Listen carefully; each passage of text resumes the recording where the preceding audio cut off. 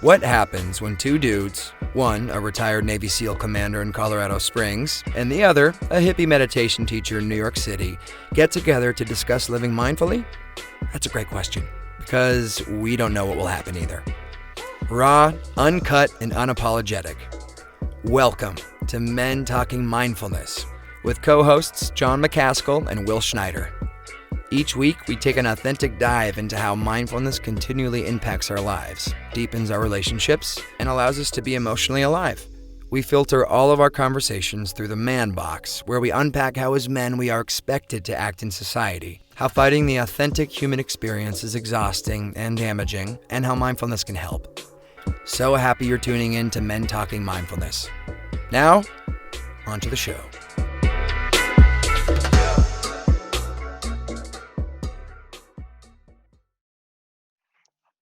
Okay, good afternoon, everybody. Good morning, if that's what's up with you or where you are. John McCaskill and Will Schneider, back to Men Talking Mindfulness. We're super excited that you're here today. We have a wonderful topic that we're going to dive into, and we love, please, bring your comments. We have them on the live stream. Get involved in the show. We're going to be talking about authenticity, compassion, and empathy today. John, how are you feeling? Good to see you. Good to be here. Thanks for coming, man. Thanks for having me, man. And thanks for this space right now. As I was covering just before we hit record or hit stream, I need this space right now. And I'm going to be completely authentic. That's what this particular episode is about: authenticity, compassion, empathy. And this day has just been one of those days.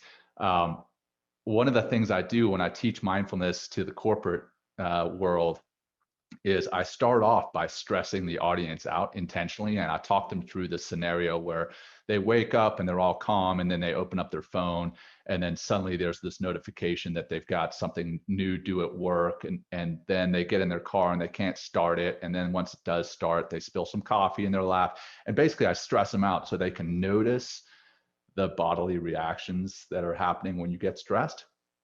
Yeah. Well, almost all that stuff in some form or fashion happened this morning. So my wife and I,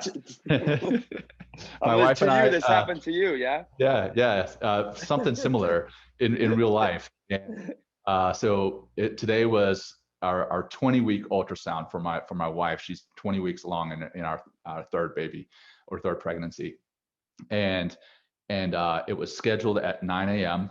here in Colorado Springs. And we had to take our two kids that we have to school.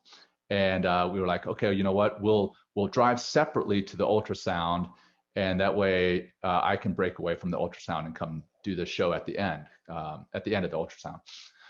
And my wife drives off to take the kids to school, and I go to get in my car, and I'm like, I don't know where my keys are. Where are my keys? And it's like searched through my bag and everything. I couldn't find it. Went back in the house, searched the whole house. Turns out the keys are in my wife's car, and she's driven off with them. So shit. I can't. Yeah, right. So now my stress levels are starting to come up.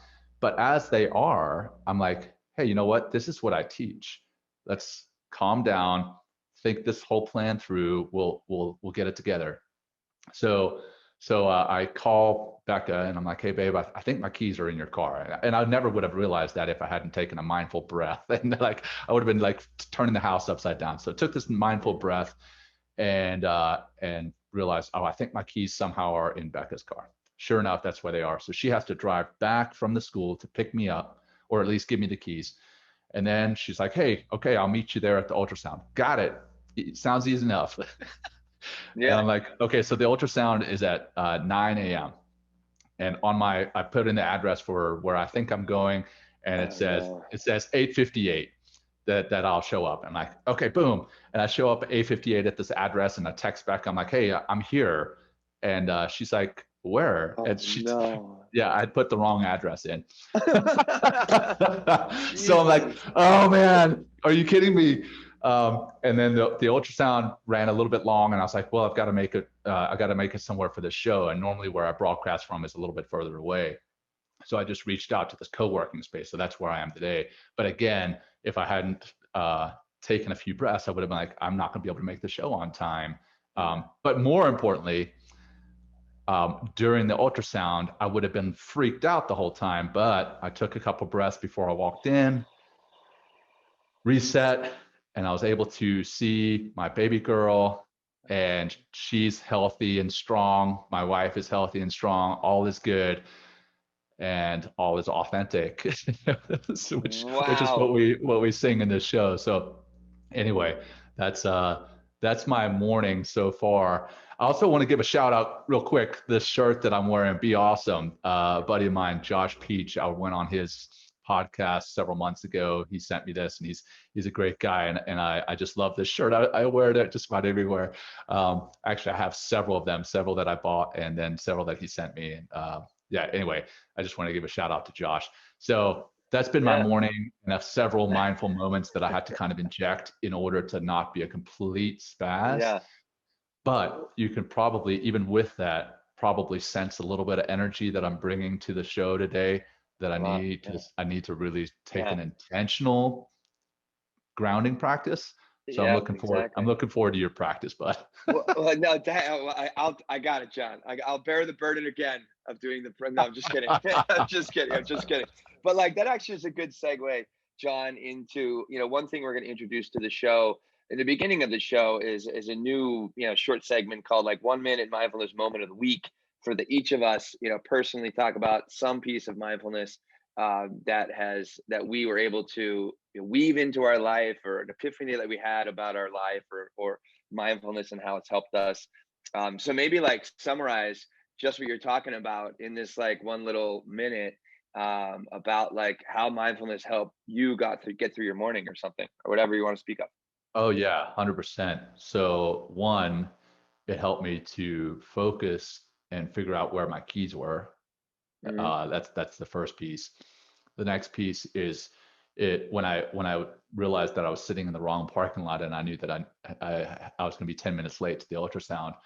You know, it gave me some perspective. I took a couple of breaths there. It gave me some perspective. Okay, I'm going to be late, but I'm not going to miss it completely. Mhm. So take a few breaths, calm down.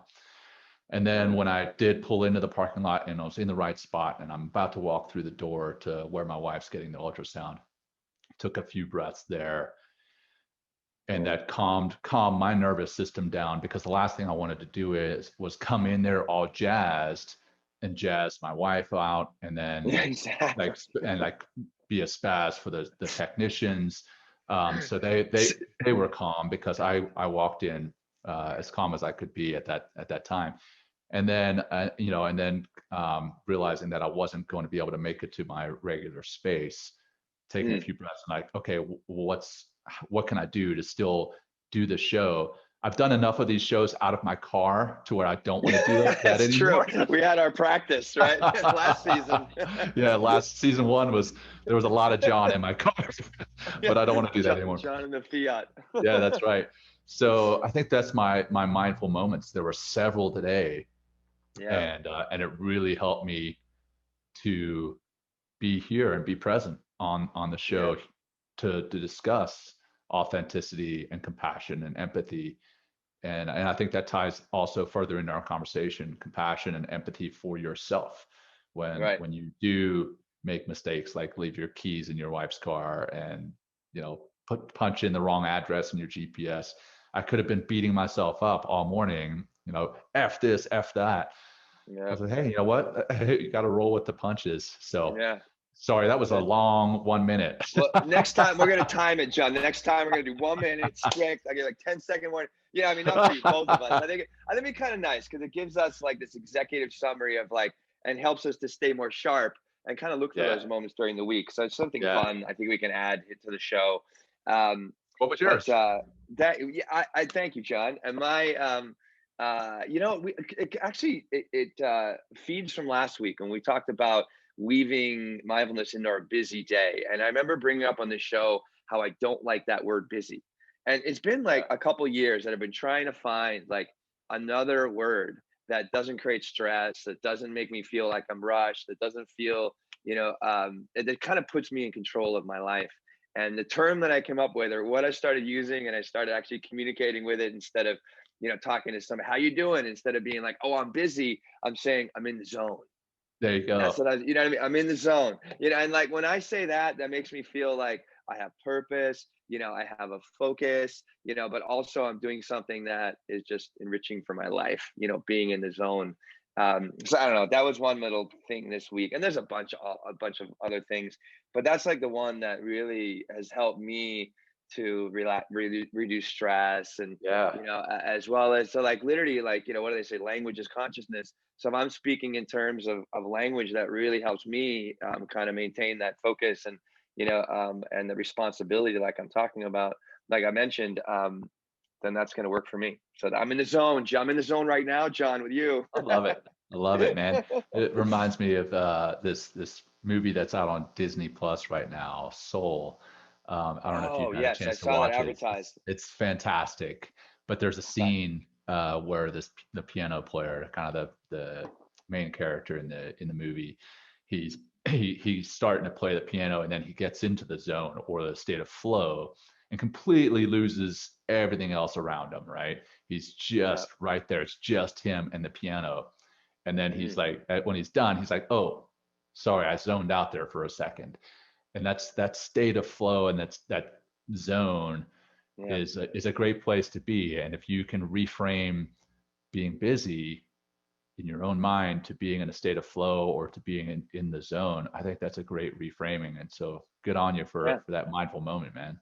No, I appreciate it. Thanks, John. Thanks. Well, let's continue with our Yeah, mindfulness. Let's do our grounding do it. practice. Um, and I love you coming in with this energy. You're just like, "Rah," But it's really, I think it's funny, John. As soon as you started talking about breathing and calming down, you started calming down. I did, man. I I mean, did. it's amazing. It's just amazing how it all works. Okay, so let's find your seat, or if you're, and I realized, John, like maybe everyone's not sitting. Maybe people are in the Yeah. grocery store walking.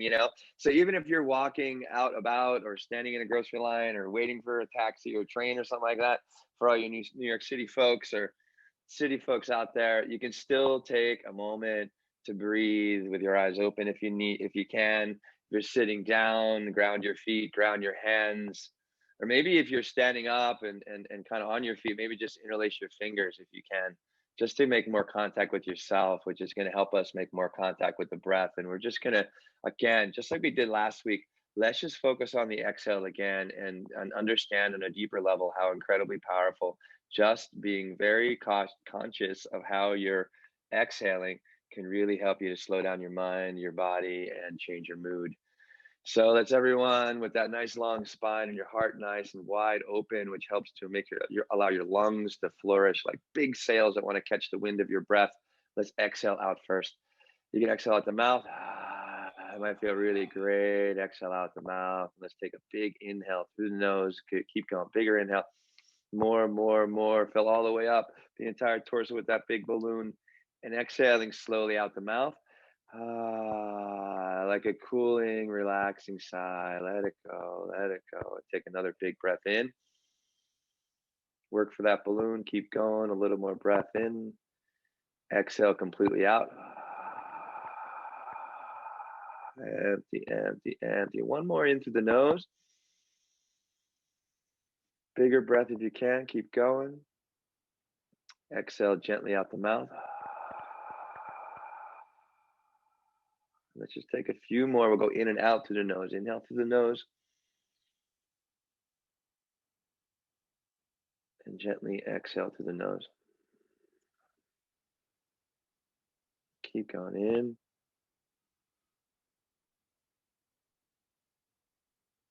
And out. And just being mindful how you're inhaling, how you're exhaling. And really, like, mindfulness is about improving the quality of your life. And what are you improving? The way you're doing things. So right now we're just breathing, but how are you breathing? Are you breathing smooth? Are you being gentle?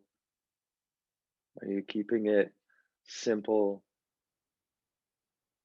But just take one quality, maybe breathing patiently, and just keep finding more of a nice relaxing exhale. Let's do a couple more rounds. Let that go.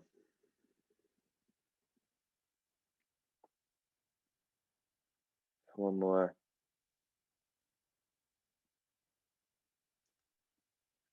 Excellent, excellent. Smoothly exhaling. Let's take that internal self. We didn't do the first inventory or early inventory, but just take that moment, that in self-reflection inventory selfie right now. Just notice how you're feeling physically, emotionally, your state of mind.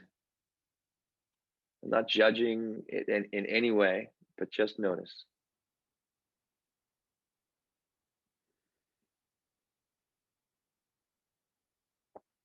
Okay, we'll just finish with one breath. Inhale really big.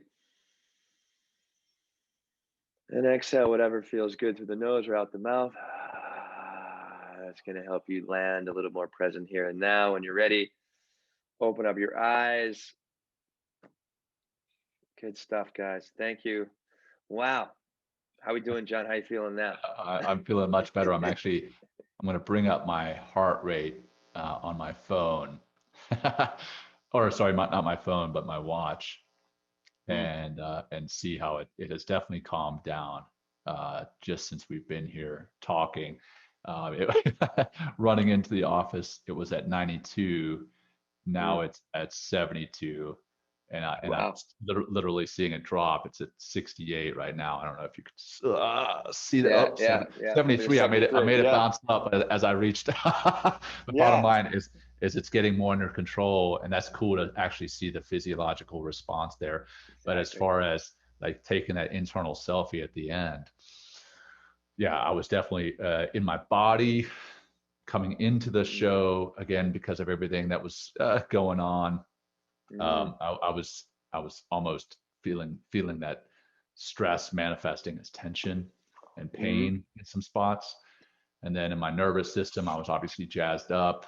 And then in my mind was kind of all over the place. But now my mind is here on the show, here on the topic of authenticity, compassion, and empathy, viewing that through the man box, as we always say.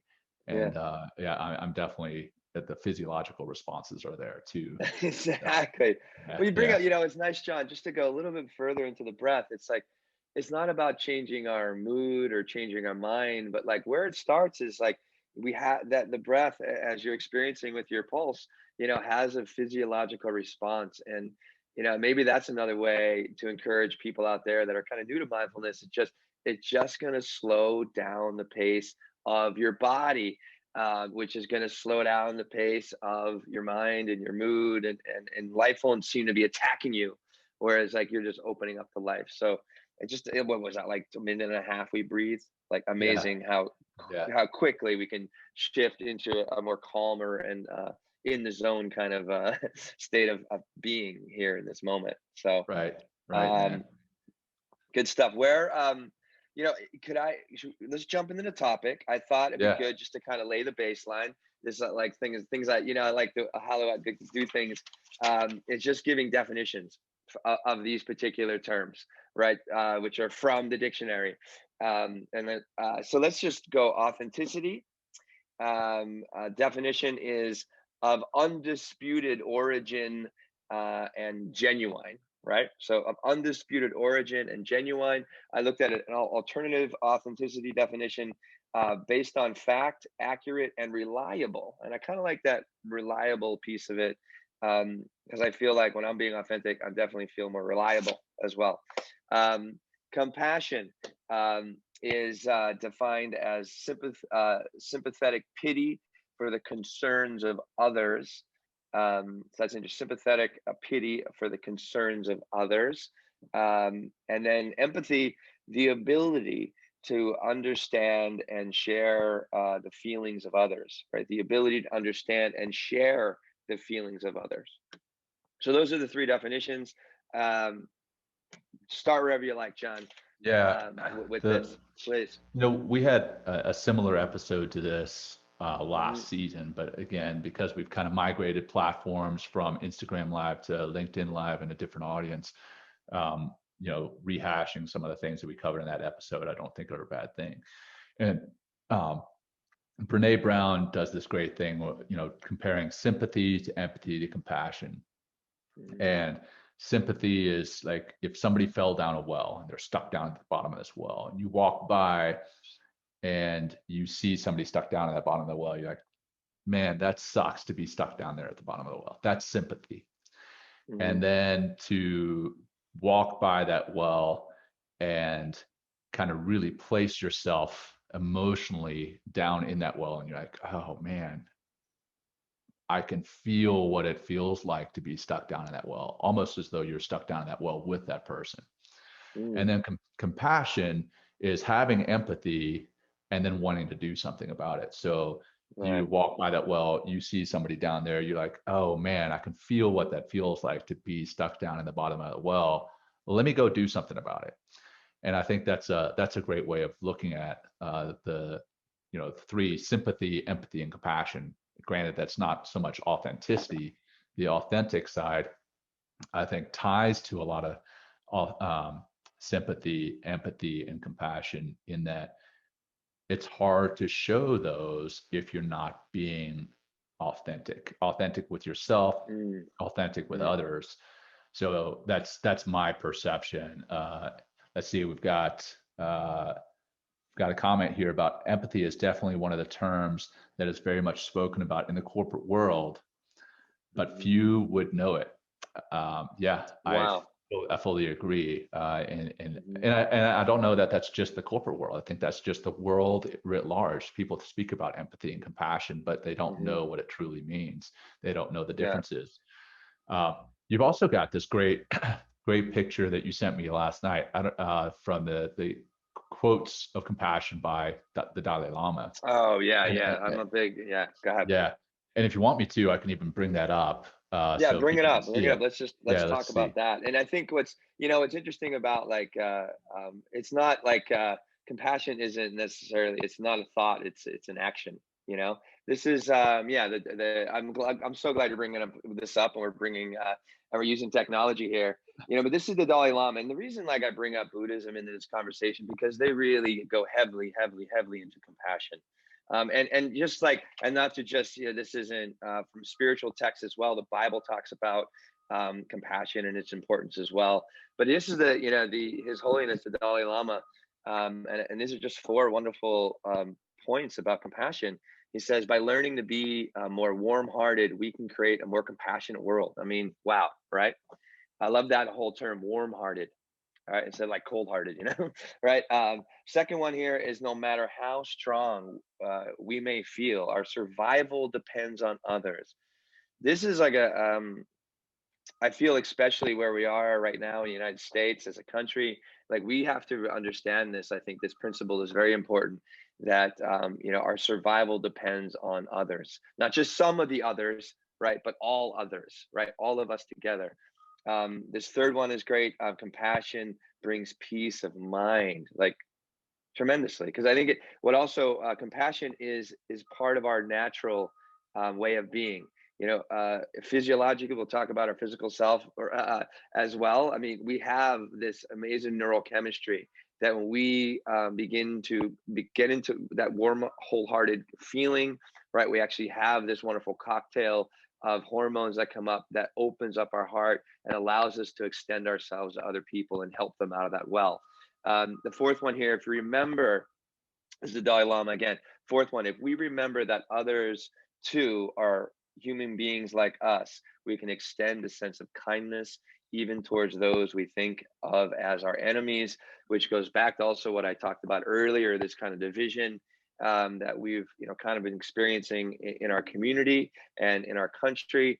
It's we're all human beings and we all want the same things. And what helps us to really stay together as people and really grow and thrive, not just in success in our career and that sort of thing, but what helps us thrive as a community and brings forth happiness is bringing compassion to our lives. And I think going to that woman that talks about, or that person that talked about compassion in the workplace. Yeah, it sounds like a great buzzword, corporate compassion, this and that, but it's not just the idea. What are you actually doing to be more compassionate? And it starts I think we often aspire for that compassion at the leadership level.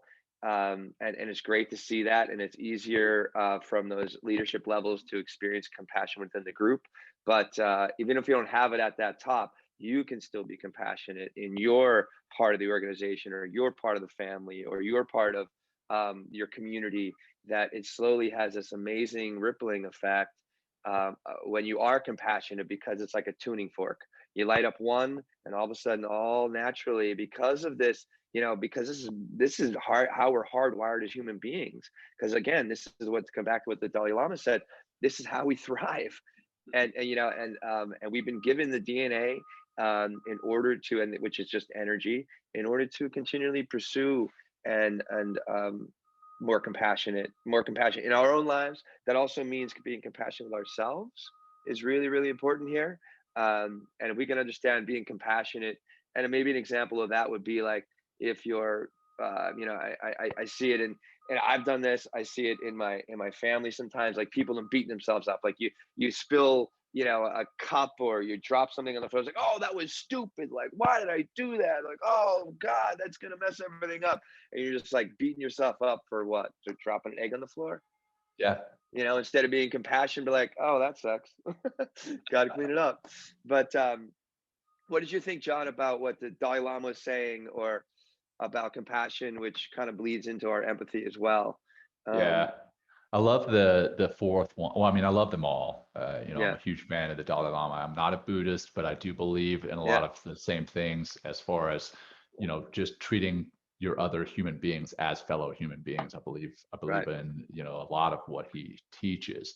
Um, and I do also just want to hit on the fact that, we're here talking mindfulness and meditation. And one thing that people have asked me in the past, they're like, well, isn't that a Buddhist teaching? And Mm, sure, I mean, there are Buddhists that meditate, right? of But that course. doesn't mean it's exclusive to Buddhism.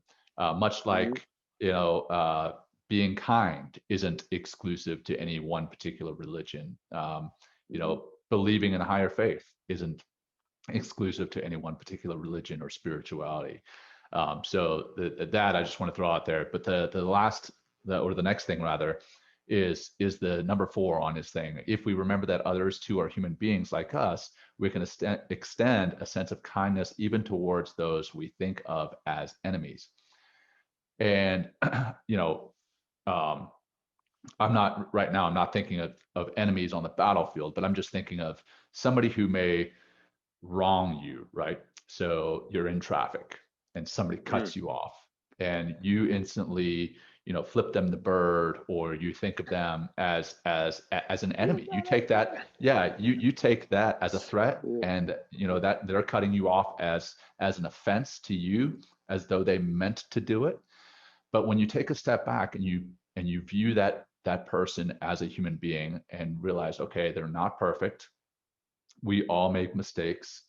They may have something going on that is Right. forcing them to drive like that. Maybe they have an emergency. Maybe they have a baby in the car that needs to get to the hospital, or they have Hmm. their bride in the car that needs to get to the hospital that's having a baby, or you just don't know. Right. And then the other piece, I think, taking it one step further, don't just picture them as human beings. What I try to do is I picture them as little children. Like, Mm, if that person that I think is an a-hole on the highway, if I had seen them when they were, a 3 or 4 year old little boy or little girl, would I treat them the way that I want to treat them as adults, right? Okay, this guy cut me off, I want to go and fight him. That's, first of all, yeah. that's ridiculous. That's Right. ridiculous. But if I picture that grown man behind the steering wheel as a 3 year old little boy, or even more specifically, I've Hmm. got a 2 year old son at home. If I picture him as one of my 2 year old's friends, am I going to treat him like that? No, of course not. And so I try to envision my fellow human beings, not just as fellow human beings, but as children, Mm, in this world. And that, I think, in a way, allows me two things. One, it allows me to calm down because I'm not going to be a I don't know, a very angry a-hole in front of little kids. Yeah. One. And then two, it allows me to kind of understand them as a human being. It makes it more real that they're human than when I see Yeah. them as adults. And that's what I've tried to practice. And I love everything else the Dalai Lama says. By learning to be more warm-hearted, we can create a more compassionate world. Absolutely. Warm-hearted Yeah. and accepting other people for who they are in their authentic selves, coming back full circle to the authenticity, accepting who they are, accepting what they do, accepting their beliefs.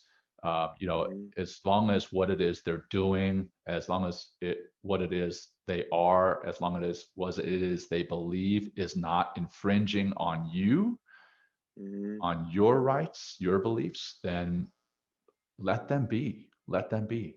Yeah. So that's the warm-hearted, compassionate side. No matter how strong we feel, our survival depends on others. Absolutely.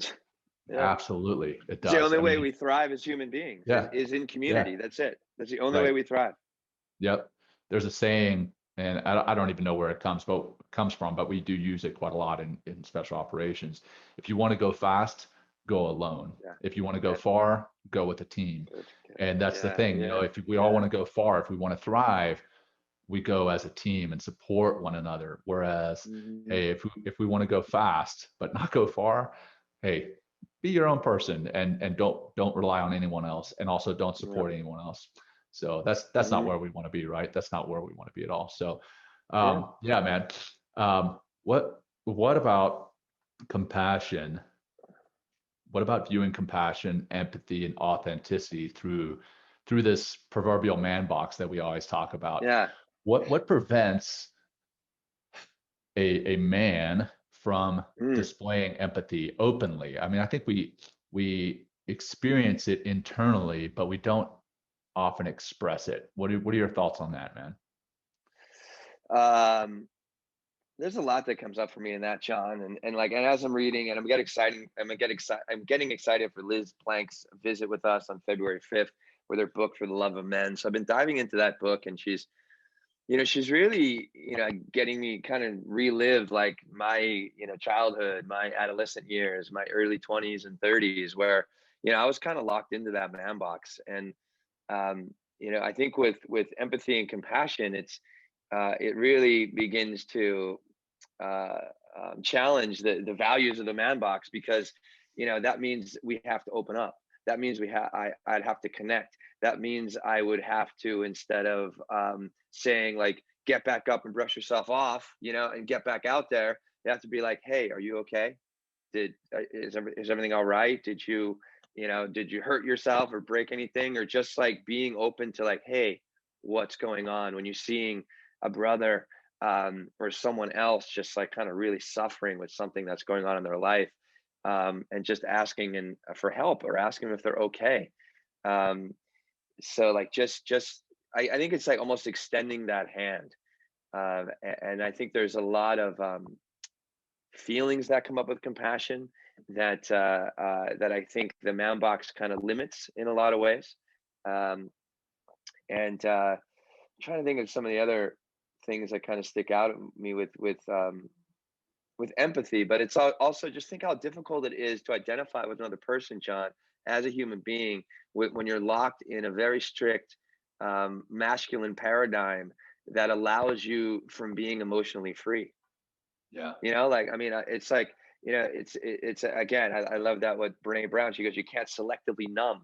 You can't, selectively be, tough and this and that. And then also numb, like, that warm-heartedness, that wholeheartedness, the ability to be vulnerable and reach out to someone else or ask for help. Like, that's another thing, like just asking for help, that men struggle with so much. And, I'm to not have going to that stop for vulnerability. directions. Yeah, exactly. I mean, Liz's book's so much about that. It's like, I'd rather get lost 10 times than have to, you know what I mean? Like, and waste a whole day Yeah. than have to ask Yeah. for directions.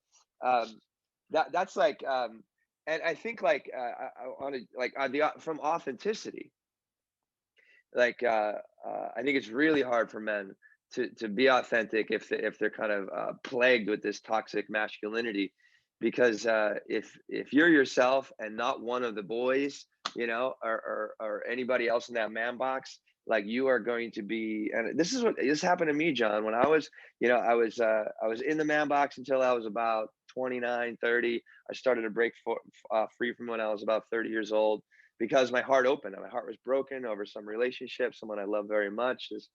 This woman that's still out there. Actually, her birthday is Saturday. I don't know how I remember her birthday, but her birthday is January 23rd. And but that just opened up. Like this just got opened and shattered at the same time, or maybe it was a man box that was shattering, and my heart was opening. But without that, I really had, it was hard to identify who I am without getting into my heart and Yeah. being in that place. So, I really and that, yeah. Oh God, yeah, please. Sorry, man. Well, I really liked what you said there. You know, you couldn't tell whether it was the man box shattering or your heart opening. That was really interesting phrasing. I think it was probably both. Probably Yeah, both I think in so. that it sometimes it takes shattering that man box to open your heart. Yeah. And another thing is, a lot of the time we here on the show, I call you brother and vice versa. We've never actually met in person. We've done everything virtually, but we call, I know it's crazy, but we call one another brother. I've got tons of men in my life that I call brother. The word brother to me means, you're part of a brotherhood, and that you can rely on that person, and that you can be your authentic self with them, and you can share what it is you're experiencing with them, and you can lean on them, Right. and vice versa. They can do the same. But we throw out this term brother all the time, but then when somebody does exhibit compassion or empathy, sometimes it is viewed as a almost a feminine trait, and we're like, why is he being so weak? Not just a feminine trait. So as a matter of fact, that's a terrible term, because I think feminine traits are incredibly strong. Women are incredibly strong. So let me back up here. It is viewed as a weakness, not a Right. feminine trait, but it's viewed as a weakness. And I think in all actuality, that's a strength to show compassion, to show empathy, and to show your authentic self, to be willing to be vulnerable. Another, I'm sorry, I keep bringing up Brene Brown, but she talks about when she got on an aircraft at one point, and she sat down next to the person next to her, and they asked her, well, what do you do? And she says, well, I teach about vulnerability and strength. And the guy's like, oh, I get it. Two separate ends of the spectrum. And it's like, no, as a matter of fact, vulnerability and strength are right there together, because it takes strength to show that vulnerability. And that's one thing that so many men in particular, here I am coming back to masculine versus feminine. I think so many men have that backwards, is that vulnerability is not a weakness, and not showing vulnerability is not a sign of strength. I think that's completely opposite. Vulnerability is a strength, and being able to show that is a strength. And then the inverse is true. By not showing your vulnerability, I think that's a weakness. I think it's strength that also, it takes a lot of strength to be authentic, to be yourself. 100%. It's like it takes a lot. I mean, to stand, literally, I mean, to stand on your own 2 feet, to unapologetically be who you are, whatever that is, whatever that manifestation is, of who you are. But that also, takes a lot of self-compassion, empathy, as well, to bring forth that authenticity. And that's like a path like anything else. Like I think, we're so heavily influenced at such young ages. And I've kind of been working, John, for the last, ever since like 2000, 2001, to kind of re-engineer who's Will Schneider, and part of that re-engineering is deconstructing these concepts and these beliefs and these paradigms that keep me small, that keeps me trying to conform to certain norms, to aspire to certain goals that aren't even mine. And the more I start to realign myself with things that are in my heart, and I go forward with being authentic and try to strive for them. And authenticity, John, has created, I feel, the most success for me in my life, because I'm always kind of talking. Like I teach, several hours a week. I granted a lot of it's virtually, and some I'm doing a little one-on-one safely in New York City. But me just showing up and be like, "What's up? Let's have a good time. How we doing? Let's get into practice," and just moving through the practice in an authentic way. It's really helped bring a lot of students to me. And actually, I remember here's my one of my big first moments, John, of when I realized the power of authenticity and the power of vulnerability in the same moment. I was in a class. I was teaching one of my very first yoga classes here in New York City, and this was back in 2009, 2010, maybe it's January 2010 or something like that. And it was at a yoga studio here in the city, and it was packed. We had like 65 people in the room. This is one of my first class. I'm a little nervous, and I sit down. I'm trying to ground everyone's breath, and brand new teacher. And I was like, "Everybody, I just want you to feel your breast." And I was like, "Oh shit!" Like, oh my god. So I have this moment, John, where I'm like, "Oh my god, I just said that in front of 60 people, right?" And then I was like, I just flipped right away, and I'm like, "Oh, this is gonna be a real fun class." And everybody laughed, and it just broke this ice for me and the rest of the group. And that was like my first moment of really being. I'm getting like chills just thinking about it. That first moment of me being authentic to the moment, which I think is really important as a teacher. I see it all the time when I'm at the studio, is like really being authentic, in the moment. And whatever that might look like, it's usually very spontaneous. But that's allowed me, or gave me the courage to move forward, to be more authentic on the show, everywhere else around me, and my family and my relationships and my work. And it's really just helped me continually grow as a person. And also that, again, it helps to unlock. I mean, a lot of people have mentioned in the class that I teach, when I was in the studio life, they're saying it's like, "Oh, it's just so nice that you're real, because then I can get to be real. I get to let go. I get to find more of my breath. I get to be more in my practice, instead of trying to like measure up to like the teacher who's like judging you or something like that." So, Yeah, man. yeah, Yeah, absolutely. I mean, authenticity is really the foundation for so much. It's foundation for knowing who you are. I think if yeah, you're not authentic, then you don't even know who you are. If you don't give yourself a chance to be authentic, then you can't know who you are. And if you don't know who you are, then other people don't know who you are. And then there's actually some great comments here. yeah. Um, Cindy says, "I'd rather be hated for who I am than loved for who I pretend to be." Yeah, Wow, 100%, great point. 100%. Yeah. Yeah. And then Donald Jackson says, "Seems to me that there is a systemic problem fundamentally at play here is global embrace of adult adolescence." Sorry for my tripping over the words here. That It's okay. precipitates a self-centered inability to be empathetic or considerate. 100% agree with that one. Wow. Yeah. Let's see here. We got a couple. Um, Will, I love that story. Being real and human, imperfect, is absolutely endearing, and I Yeah. agree, man. Like that humanizes you, right? It Yeah. breaks down that gap in between a teacher and the student, Yeah. not in an inappropriate way, but it breaks it down in that everybody that's listening to you teach, they see you now as a human being. Right. Well, that And comes back to what Dalai Lama said, is our yeah, humanity, right? Remember our yeah, humanity. full Right. circle, Yeah. man. And that's Yeah. that's another thing is when I do the corporate stress out, like I teach them mindfulness and meditation, and I stress them out to get going, but then I bring them back down. Like, Mm. okay, here we're gonna do some breaths, and they notice everything that's happening to their body, the bodily sensations. They note their heart rate coming down and everything. And then I explain to them why I did that. I was like, hey, I did that because I participate in the drill as well, right? I can feel my cortisol levels, I can feel my stress, I can feel my hands starting to sweat as I do that drill, as I stress them out and walk them through that fake scenario.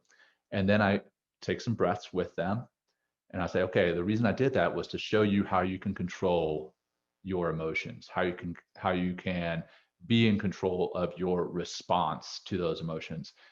I also tell them it's also an opportunity for me to present while I'm presenting to you, to do a breathing drill to get my own body under control, because presenting makes me nervous.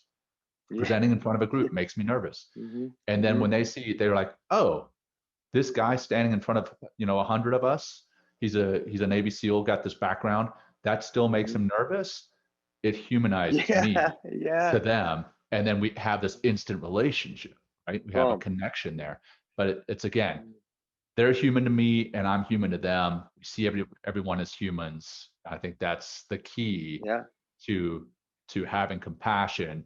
And in order to have that compassion, we have to be authentic with one another. We can't be something that we're not. We can't be wearing this mask of something that we are not.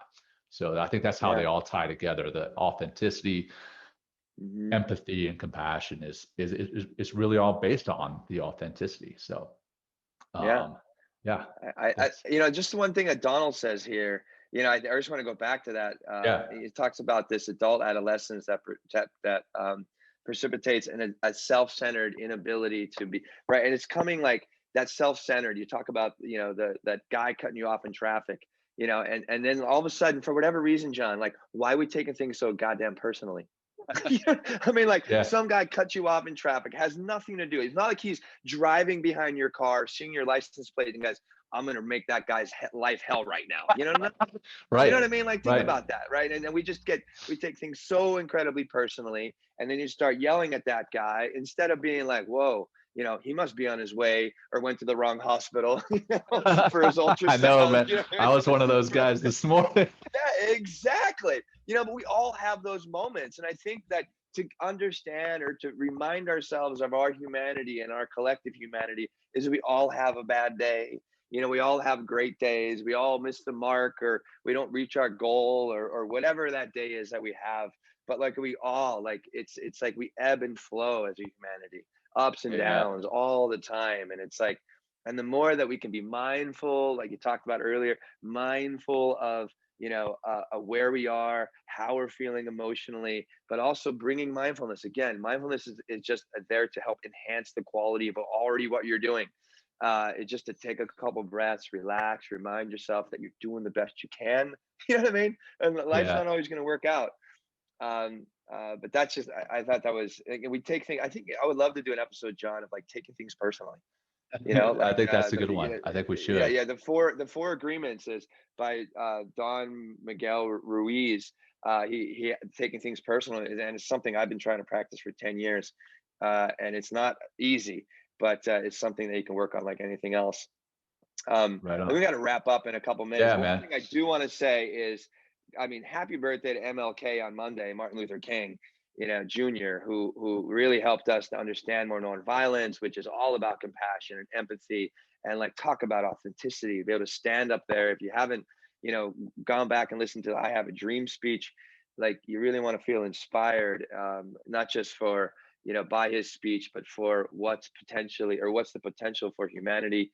Go to Dr. MLK and listen to his fine words. So cool. You want to so I guess anything else, John, before we close, and then you got to lead us in an exercise to close, please. Yeah, man. So I just want to go through a couple of one more comment here.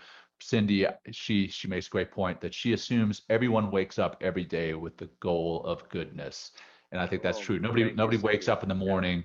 They're like, I'm going to get on the highway and I'm going to cut off as many people as I possibly can. Nobody gets up in the morning and they're like, I'm going to be the worst boss I can possibly be. So I fully agree. I'm looking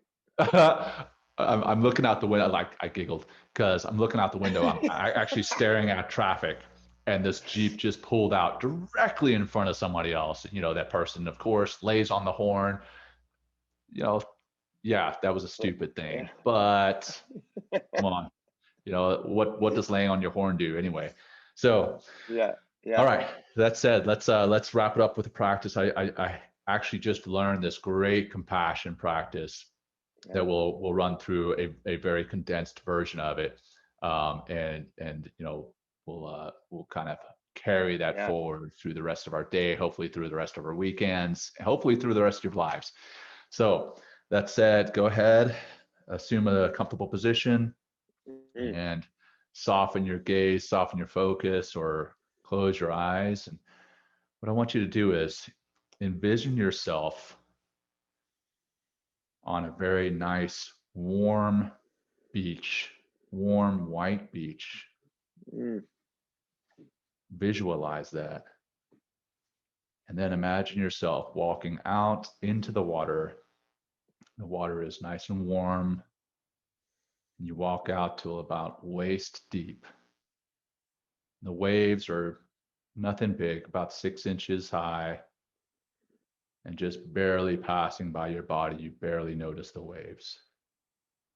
And now you turn around and you face the beach. And on the beach, you see someone that you love. You see someone that you don't know. And you feel someone that is your enemy is standing there on the beach. And imagine as the waves pass your body and go into the beach, those waves are carrying positive energy from you to those three people on the beach. Someone you love, someone for whom you have neutral feelings, and someone you feel is an enemy. Carrying positive energy to them. And as those waves pass you, wish them joy and let joy be carried to the three on the beach. And as those waves pass you and head towards the beach, wish them peace and let peace be carried from you via the waves to the three on the beach. And now imagine health going from you via the waves to the three on the beach.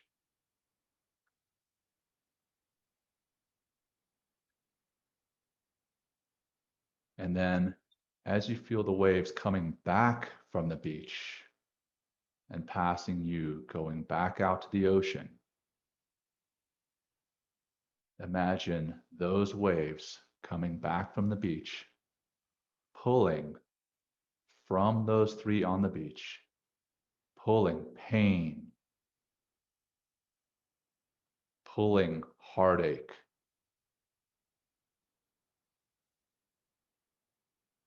pulling sorrow from them, pulling pain, pulling heartache, and pulling sorrow from them. And that energy comes out from the beach via the waves, past you, and then is dissipated out into the ocean. Pain, heartache, and sorrow, leaving that person that you love, leaving that person for whom you have neutral feelings, and leaving that person you perceive as an enemy.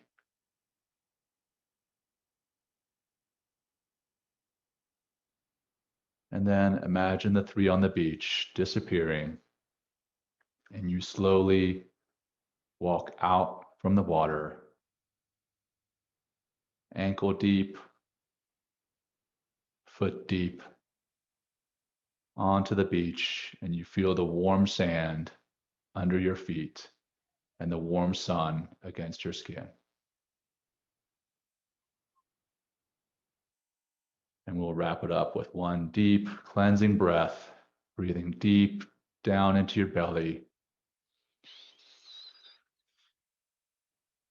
And then let that go nice and slow. And imagine with that you are letting go the pain, heartache, and sorrow that you may be feeling in yourself. Have that compassion for yourself. And then when you're ready, come out of the practice. And that is the end of our show. Thank you, John. We have a, we can't get to all the comments. Thank you everyone that has commented. I'll follow up with some comments on the LinkedIn stream as well, just to kind of stay engaged. But thank you for everyone showing up and making these comments and keeping the show going. It's nice to see it grow. It's nice to know that we're having an impact out there. And it's also nice to know that, we're bringing mindfulness in just the smallest ways to people's lives, which are just going to upgrade their happiness and their high performance and just feel better, not just themselves, but everyone around them starts to feel that ripple effect of mindfulness. Exactly. Like once you start practicing mindfulness and the compassion and empathy and authenticity are increased, that like bleeds out. It bleeds out and those around you feel it. And that's a good thing. But for those of you who joined us today live, please go on the podcast version of the show, give us a review, give us a rating, share any comments. Also here on the show on LinkedIn, please share any comments. And we love that you guys are here. We love that you guys are engaging with us. Thank you so much. Will, thanks for this space. Thank you for this time. And we'll go ahead and wrap it up with our amazing outro that your buddy recorded for us. Thank you, John. And have a great week, my brother. And I'll see you very soon. Thanks for everyone for joining.